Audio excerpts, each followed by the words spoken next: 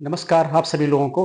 मैं प्रमोद कौशल, आप सभी का वेलकम है, स्वागत है हमारे यूट्यूब प्लेटफॉर्म जीएस ज्ञान पर। ठीक है, ध्यान रखेंगे इस बात का।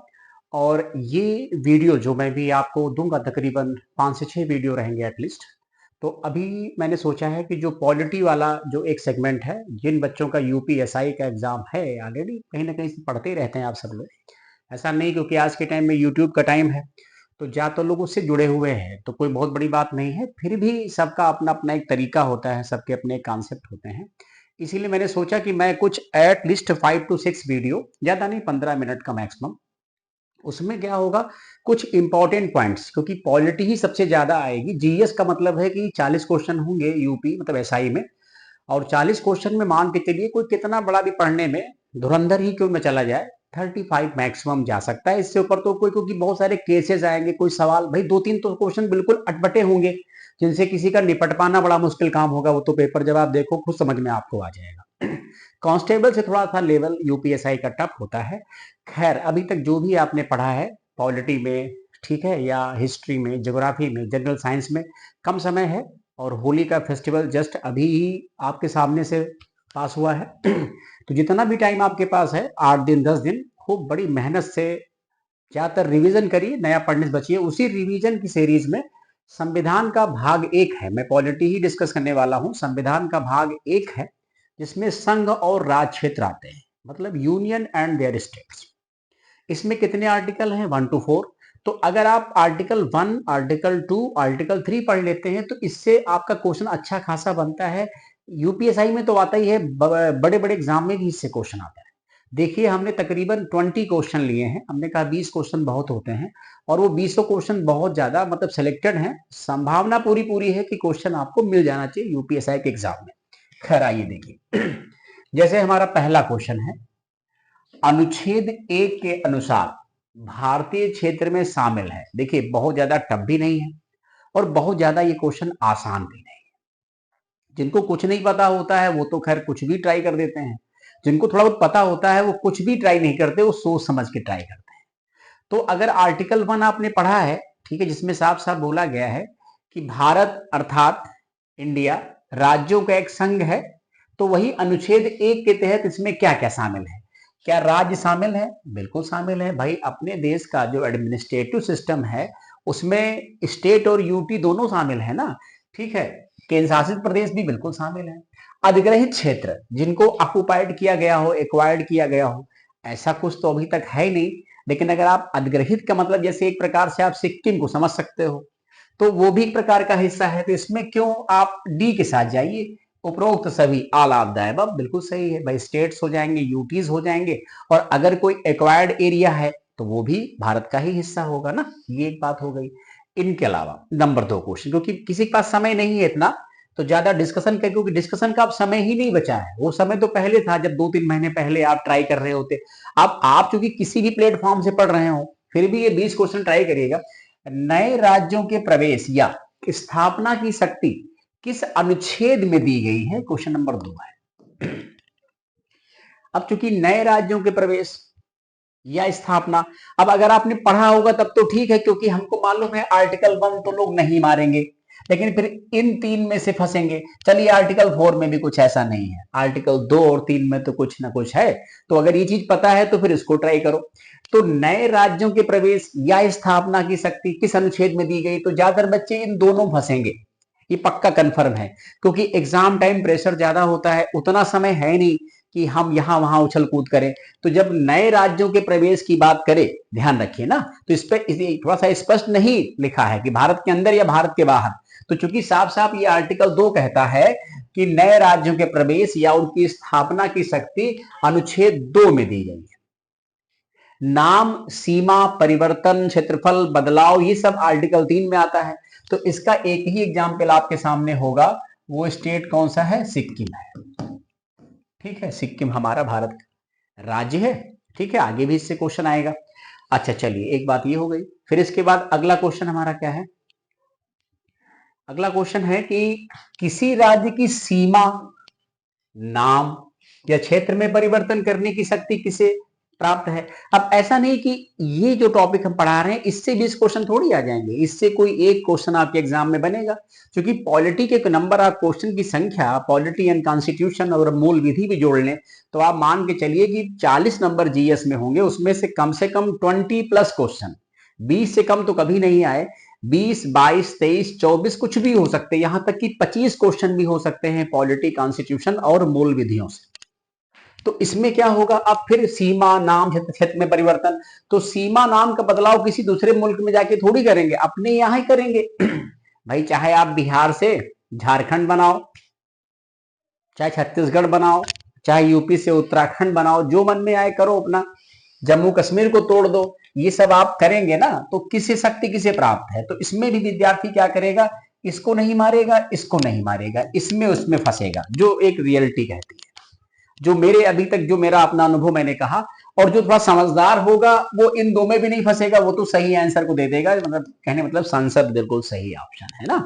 लेकिन कभी कभी लोग राष्ट्रपति को टिक मारते, ये हमने उनके लिए कहा जो थोड़े बहुत पढ़ने वाले हैं, वो दो में फंसेंगे, और जो कुछ नहीं करते वो तो फिर सब में फंसेंगे।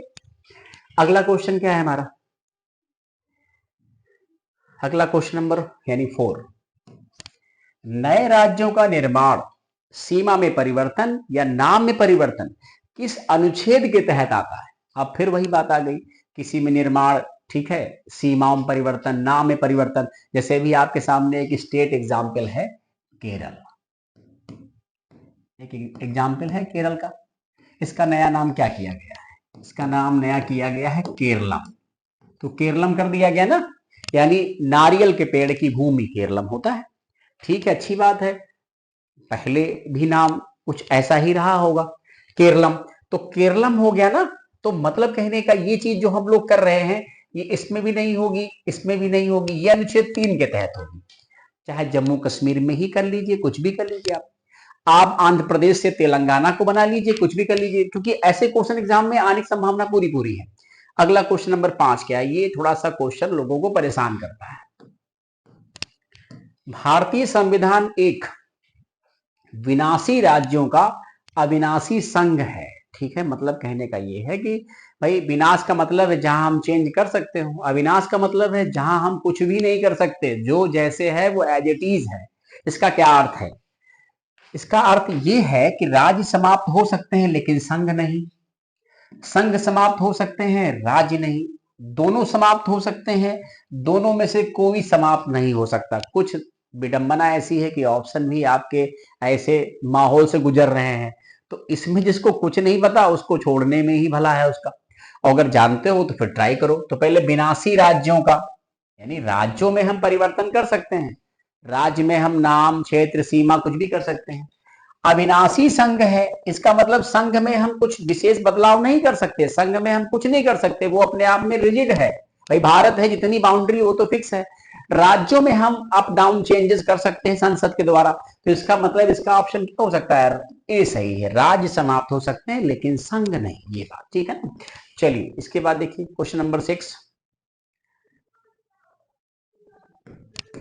भारत के संघ में किसी विदेशी राज्य को शामिल करने की शक्ति किसमें निहित है। ठीक है, अब अगर भारत हमारा एक देश है और कोई विदेशी राज्य आना चाहे तो आ जाए, उसका वेलकम है, आर्टिकल 2 के तहत आएगा।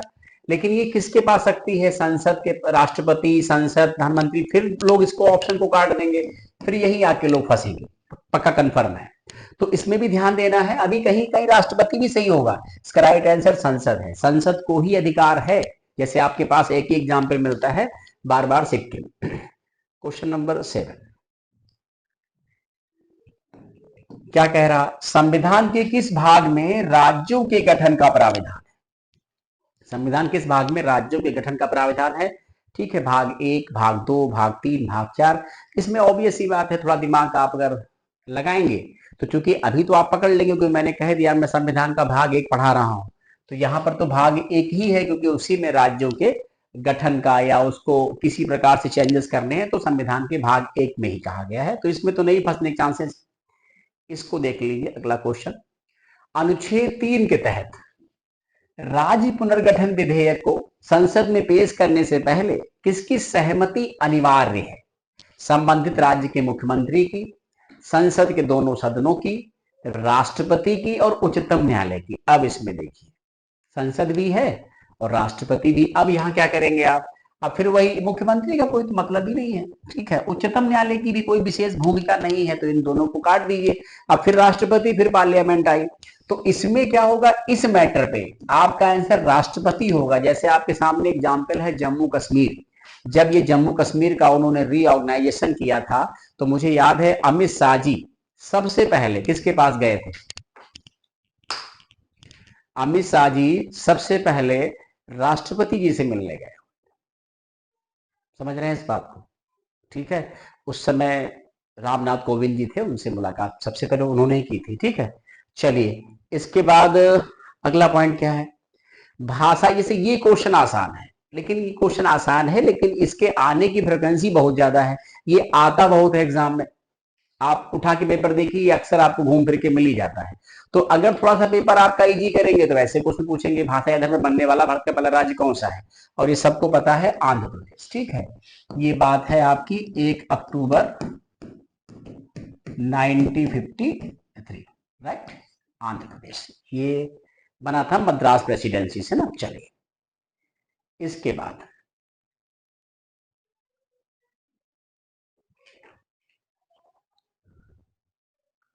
जम्मू कश्मीर पुनर्गठन अधिनियम किस वर्ष पारित किया गया था? 2017, 18, 19, 20? क्या सही हो सकता है? ठीक है, जम्मू कश्मीर रीऑर्गेनाइजेशन जो एक्ट था, ठीक है, तो इसका राइट आंसर क्या होगा? सी के साथ जाएंगे, और कुछ इसमें होना नहीं, 19 में ही हुआ था। तभी जम्मू कश्मीर को दो पार्ट में किया गया, दो यूटी बने थे, ठीक है। जम्मू कश्मीर और लद्दाख अभी दोनों यूटी मौजूद है। भारत में राज्यों के पुनर्गठन के लिए फजल अली आयोग का गठन किस वर्ष किया गया? ये क्वेश्चन आता बहुत है। फजल अली आयोग का संबंध किस मामलों से है? तो राज्यों के पुनर्गठन से है। का तो ये हो गई क्लियर। फिर क्या है, ये मामला कब का है? ठीक है, कब की जो है गठन की बात जो है मतलब की गई थी ना?